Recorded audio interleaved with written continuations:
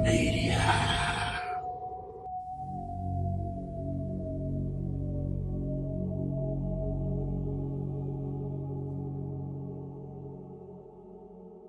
Never enough.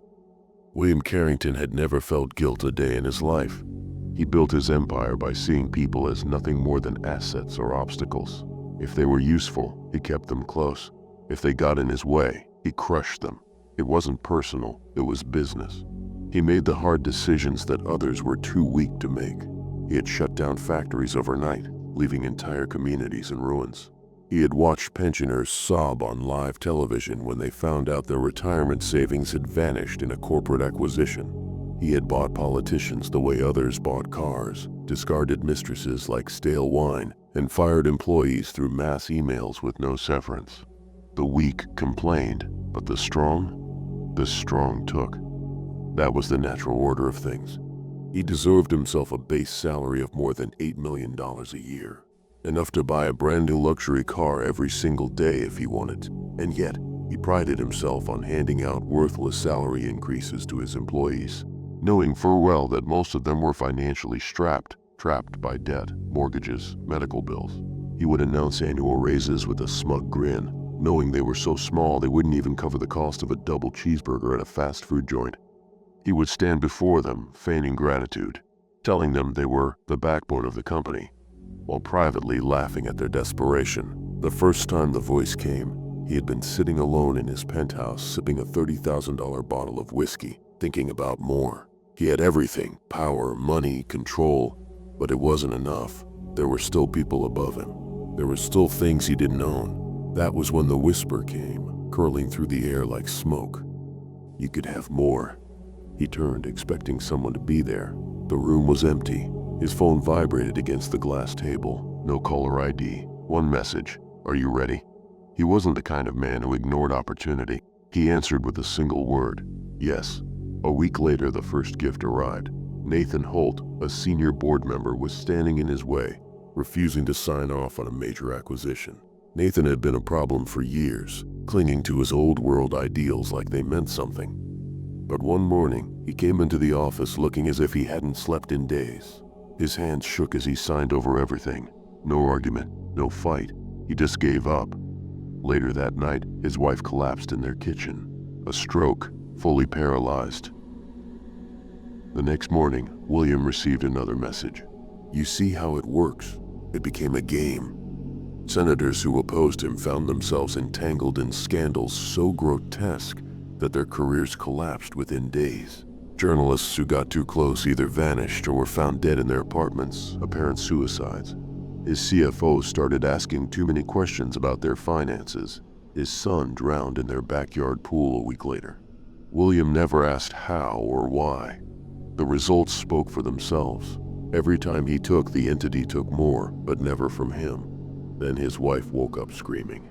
She clawed at her face, sobbing, gasping for breath. I can't see, she choked. Oh God, I can't see. Her pupils were blown wide, black voids swallowing the color of her irises. The doctors were baffled. Sudden onset blindness. No medical explanation, no treatment. He stayed at the hospital just long enough to pretend he cared. His phone buzzed.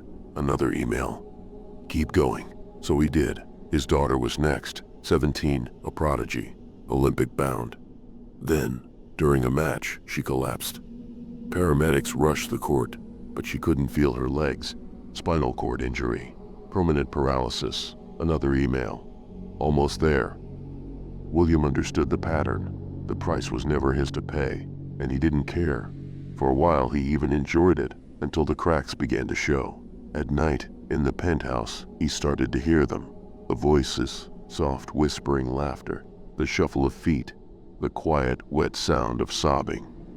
One night, he stepped into his bathroom and found the mirror was gone. In its place, a window. On the other side was his daughter, sitting in her wheelchair, her head lolling forward. Daddy, she said, her voice brittle. Why did you let this happen? He didn't flinch. He had trained himself not to. I gave you the best life possible. She lifted her head. Her eyes were gone, replaced by yawning black voids. Liar. He blinked, and the mirror was back. He stood there for a long moment, breathing hard, then turned off the lights and went to bed. The next night, he heard the scratching, long, deliberate nails scraping against his bedroom door. When he finally worked up the nerve to check, there was nothing there, but his phone vibrated on the nightstand. Almost there. Then the final email arrived. It's time.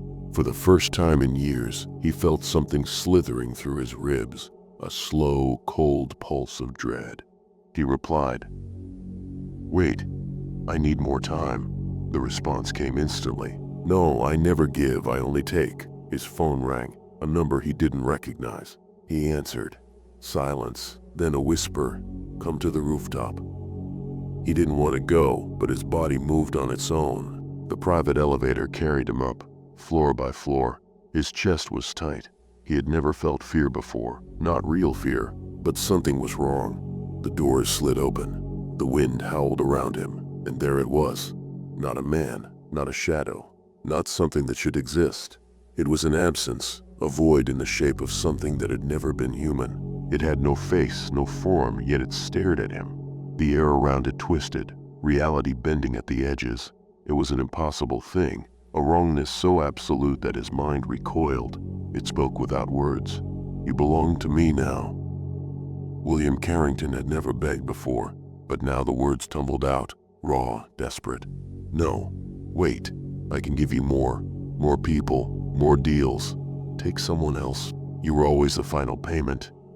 His throat tightened. "I'll do anything." "You already did." And then the world unraveled. Something unseen clawed into his mind, prying open memories he had long buried under layers of arrogance. He was forced to see, not just the numbers on balance sheets, not just the acquisitions and collapses, but the lives he had destroyed. A woman weeping outside a factory he had shut down in a single stroke of his pen, clutching a family photo, her future erased in an instant. A pensioner staring blankly at a foreclosure notice, hands shaking, before quietly climbing onto a stool and tying a belt around their neck. A man he had fired through an automated email, whose body was later found in a rusted car, the engine still running, his pockets filled with unpaid medical bills. They had faces now, names, stories. He had never thought about them before. They were collateral damage, statistics, necessary casualties in the pursuit of more. But now, they flooded into his vision, hollow-eyed, whispering his name. "You did this," they murmured, their voices thick with accusation. "No," he tried to say, but his mouth didn't move. His body was frozen, his breath locked in his chest. The whispers grew louder. "You took everything. You fed it. You fed it with us. You were always the final payment." His vision fractured, the rooftop blurred, reality twisting into something else, something wrong. His penthouse, his empire, his power, all of it unraveled in a sickening wave of distortion. He was being pulled into something deeper, darker, a place of absence, a place beyond. And then he saw himself. A figure stood on the edge of the rooftop, staring back at him. His own face, but not his own eyes. The eyes were hollow, empty voids that swallowed the city lights. The figure smirked. "Do you see now?" it whispered. He did. He saw that he had never been in control. The deals, the power, the choices, none of them had been his. He had only been a vessel, a conduit through which suffering passed. And now he would take their place. The whisper turned into a scream, and then he fell. But he did not hit the pavement. He kept falling, and falling, and falling.